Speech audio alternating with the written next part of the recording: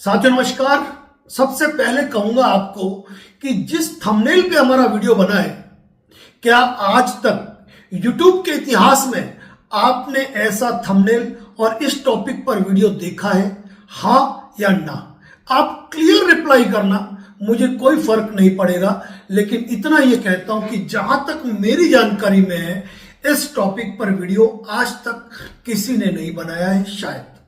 और आज इस टॉपिक पर वीडियो बना रहे हैं हम। लेकिन ये टॉपिक जो है वो हमारे मस्तिष्क की उपज नहीं है। हमारे एक सब्सक्राइबर ने हमें फोन किया और फोन करके ये पूछा कि सर ये बताइए कि आरबीआई की गाइडलाइन के अनुसार कितनी किस्तें भरना अनिवार्य है। हमने उन्हें तो जवाब दे दिया, लेकिन यह टॉपिक पिछले 4 दिन से मस्तिष्क में चल रहा है कि मुझे इस टॉपिक पर वीडियो बनाना है। क्योंकि बात उनकी छोटी सी थी कि आरबीआई के गाइडलाइन के अनुसार किसी व्यक्ति ने यदि लोन लिया है तो उस व्यक्ति को कितनी ईएमआई चुकाना अनिवार्य है, कंपलसरी है। यदि वह इतनी ईएमआई नहीं चुकाएगा तो गलत होगा, वह लोन नियमावली यानी कि जो दिशा निर्देशन है उनकी अवज्ञा होगी।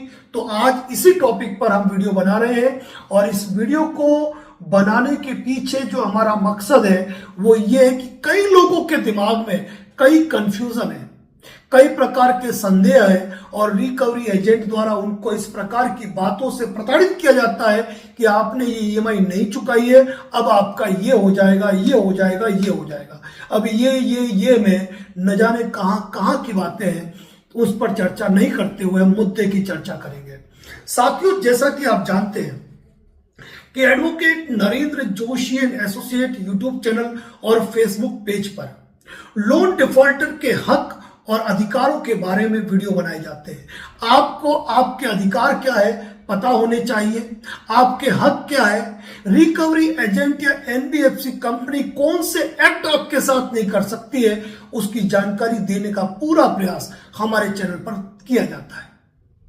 और उसी कड़ी में जब उनका सवाल था कि सर आप ये बताइए कि आरबीआई के अनुसार हमें कितनी लोन की ईएमआई जमा कराना अनिवार्य है, तो उनको मैंने जवाब दिया और उनको ये कहा कि यदि आरबीआई ऐसी कोई गाइडलाइन जारी करे जिसके अंदर वह कहे कि होम लोन के अंदर आपको अपनी 20% ईएमआई जमा कराना अनिवार्य है, या पर्सनल लोन के मैटर में 60 महीने के मैटर में यह कहे कि 12 महीने की ईएमआई जमा कराना अनिवार्य है, या किसी कंज्यूमर लोन के मैटर में यह कहे कि आपको 3 महीने की ईएमआई जमा कराना अनिवार्य है, अगर ऐसा कहे तो कुल मिलाकर ये एक बाउंडेशन है, एक लकीर खींच जानी है कि प्रत्येक व्यक्ति उतनी ईएमआई भरने के बाद निश्चिंत हो जाएगा कि अब मुझे ईएमआई भरने की आवश्यकता नहीं है।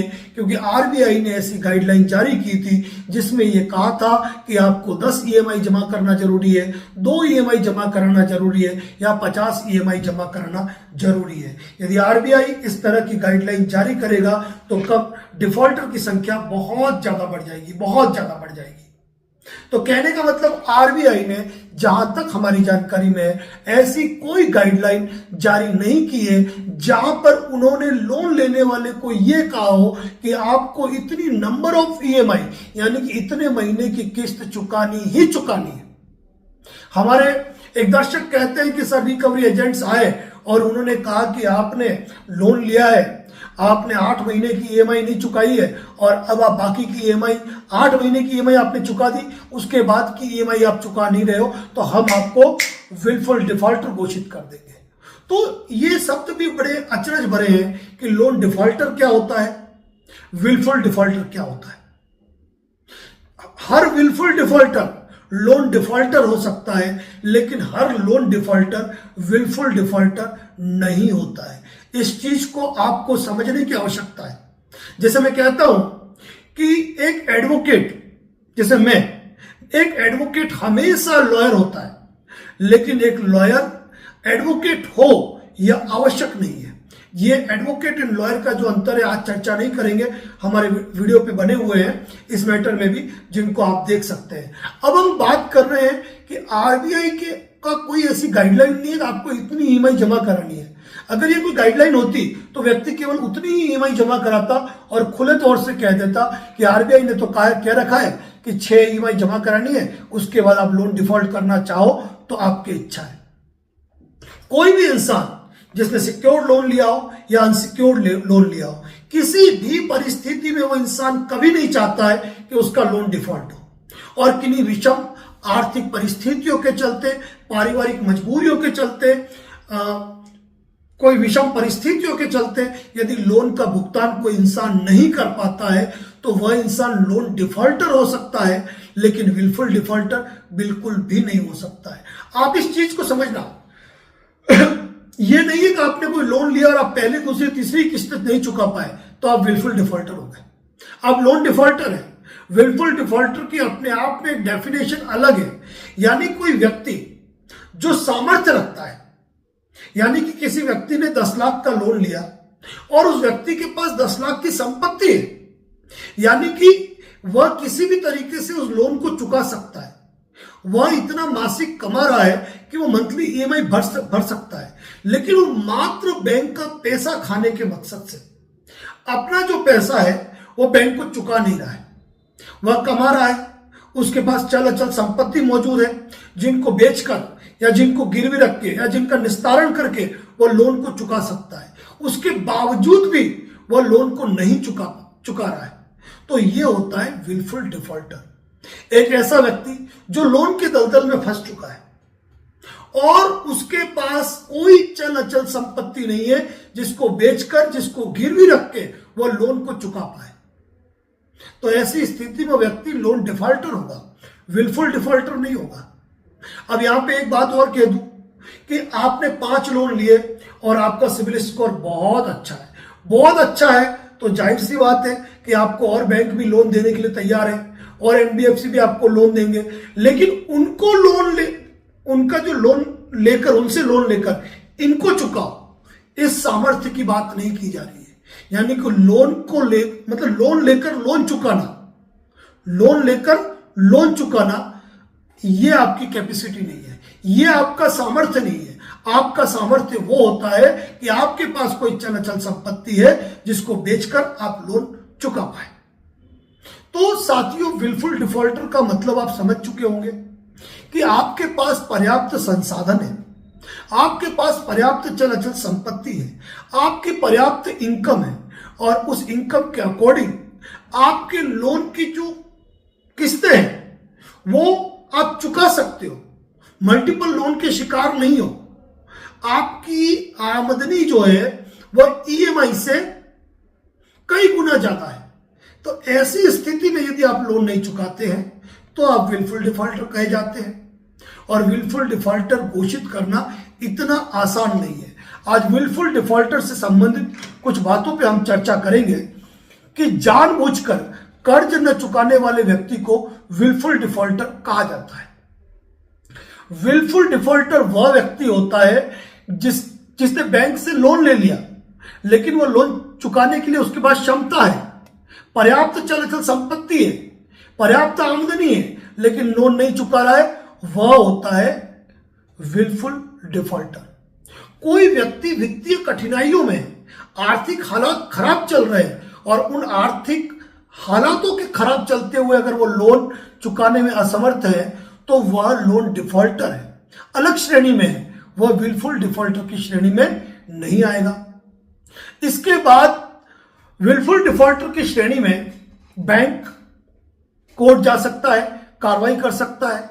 भारतीय रिजर्व बैंक आरबीआई 5 करोड़ से ज्यादा लोन लेने वालों का रिकॉर्ड मेंटेन करता है। यह नहीं कि आपने 10-20 हजार, 50 हजार, 50 लाख का लोन लिया है तो आपका रिकॉर्ड भी आरबीआई मेंटेन कर रहा है, ऐसा बिल्कुल नहीं है।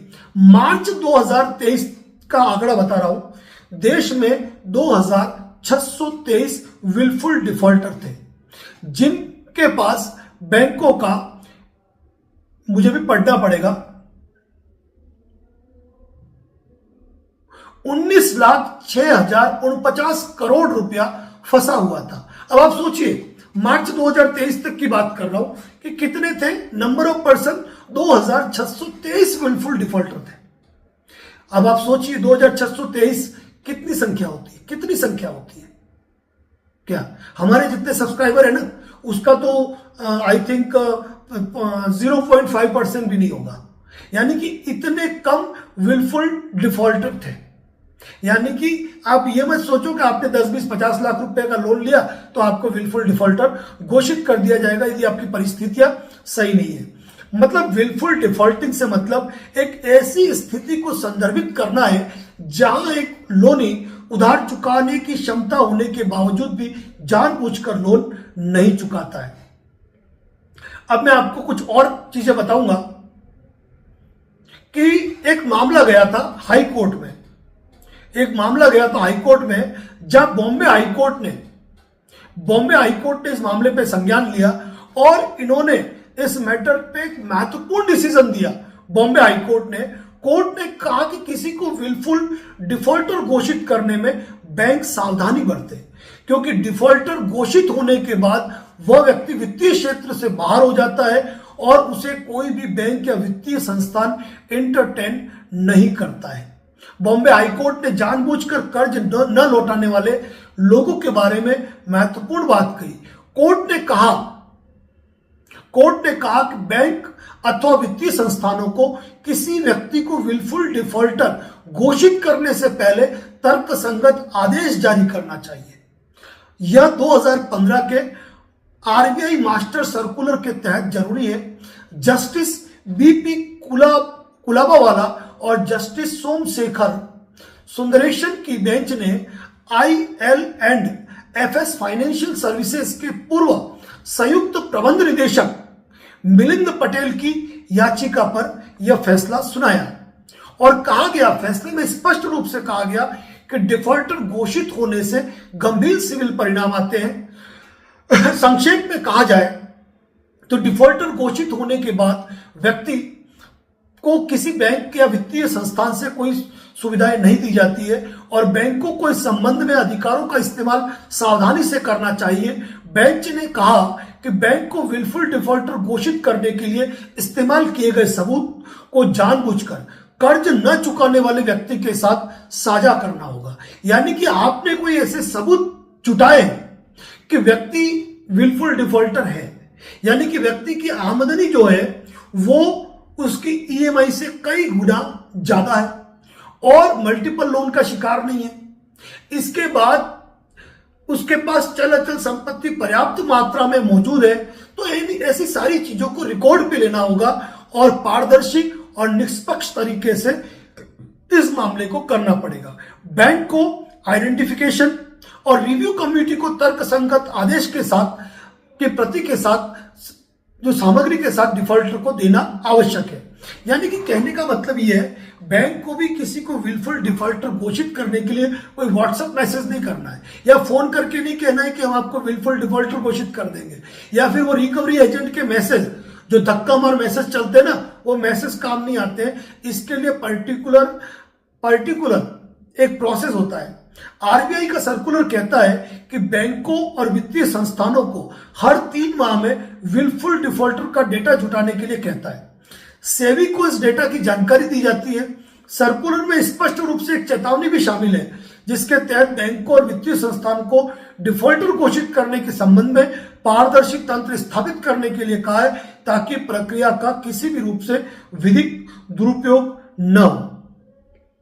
अब यहां पर मैं आपको एक बात और कहना चाहूंगा कि ये जो बातें हैं ना, आप सोच सकते हो कि 2023 तक 2623 ही विलफुल डिफॉल्टर घोषित किए गए। इसका मतलब ये नहीं है कि आम छोटे मोटे 2, 5, 10 लाख के लोन वालों को विलफुल डिफॉल्टर घोषित कर दिया जाए। उसके लिए एक पूरा प्रक्रिया है, एक पूरा प्रोसेस है जो अपने को फॉलो करना होता है। साथियों, एक credit information bureau of India limited CIBIL के रिकॉर्ड में डिफॉल्टर्स की एक सूची है। इस लिस्ट में देश की 11,333 ऐसी कंपनियां और ऐसे लोग शामिल हैं जिन्होंने 1 करोड़ से अधिक की राशि का डिफॉल्ट जानबूझकर किया। डिफॉल्टर का मतलब ऐसे लोगों से है जो बैंकों से लिए गए पैसे नहीं चुकाते हैं। मीडिया रिपोर्ट के मुताबिक ऐसे लोगों के कारण बैंकों के 2.19 करोड़ रुपए फंसे हुए हैं। यह आंकड़ा 17 फरवरी 2022 तक का है। देश में विलफुल डिफॉल्टर के कारण यह आंकड़ा यहां तक पहुंचा है। अब ये आपको एक बार और कह देता हूं कि स्वयं सिविल के अकॉर्डिंग कि समझे क्या होते हैं विलफुल डिफॉल्टर। ऐसी कंपनियां या लोग जो कर्ज तो ले लेते हैं लेकिन उसे जानबूझकर नहीं चुकाते हैं।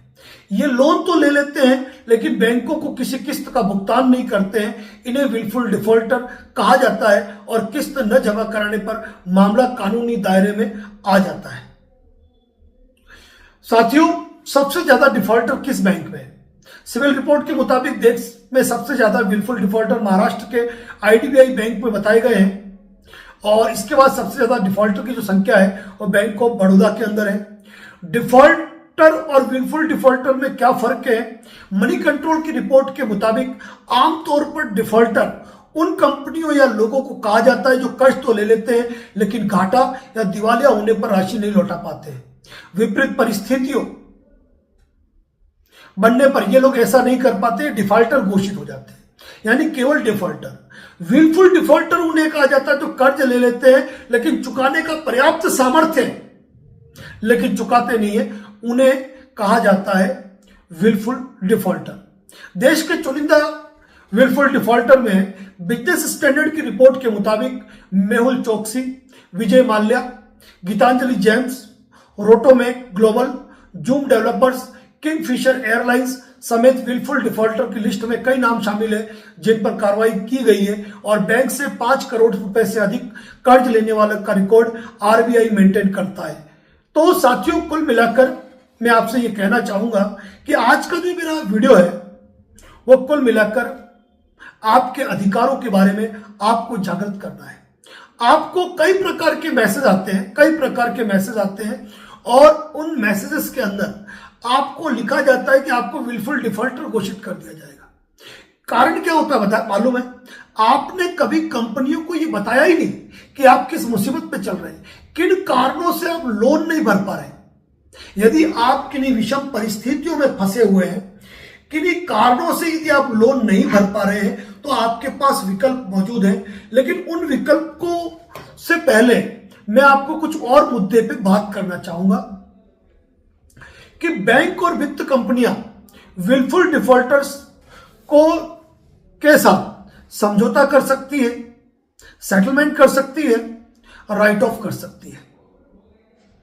इसके अलावा नए ऋणों हेतु कूलिंग पीरियड यानी बैंक उन उधारकर्ताओं को नए ऋण देने से पहले 12 महीने की न्यूनतम कूलिंग पीरियड, जिसे कि हम मोरेटोरियम कहते हैं, लागू किए जाने की आवश्यकता होती है। यह प्रोसेस भी होता है और भी बहुत सारी बातें हैं।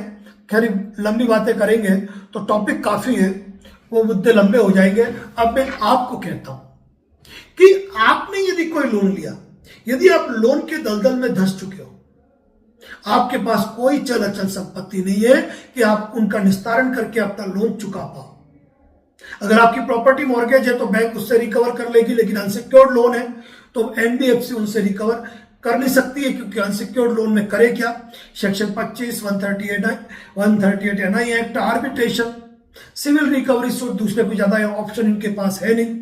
तो ऐसी स्थिति में यदि आपका लोन डिफॉल्ट हो चुका है या होने वाला है और यदि आप ईएमआई भरने की मंशा रखते हैं, आप सेटलमेंट करने की मंशा रखते हैं, तो आपको एनबीएफसी कंपनी को प्रायर नोटिस देना चाहिए। प्रायर नोटिस देने के साथ ही आपको एक इंटीमेशन लेटर तैयार कराना चाहिए जो आप रिकवरी एजेंट को सुपुर्द कर सके। कंपनी कोई नोटिस का रिप्लाई करती है, आपको रिप्लाई करना चाहिए, चाहे वो सेक्शन 25 का भेजे, 138 एनआई एक्ट का भेजे, तो आपको उसका भी रिप्लाई करना चाहिए। और इसके साथ यदि वो आर्बिट्रेशन की प्रोसीडिंग करती है तो आपको उसमें भी सहभागी बनना चाहिए। साथियों, आप विलफुल डिफॉल्टर घोषित न हो। आप डिफॉल्टर है, आप डिफॉल्टर है और कल के बाद उस लोन का सेटलमेंट कर पाए, इसके लिए जरूरी है कि आप बैंक को प्रायर नोटिस भेजे और बैंक को अपनी आर्थिक स्थितियों से अवगत कराए कि किन स्थितियों में आप लोन नहीं भर पा रहे।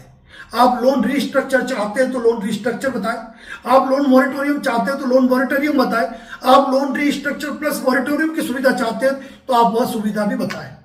साथियों, इस चीज से क्या होगा? इस चीज से भले रिकवरी एजेंट आपको आके कहे कि हमको तो कोई नोटिस मिला ही नहीं, इसका मतलब तो तुम कंपनी के हो ही नहीं।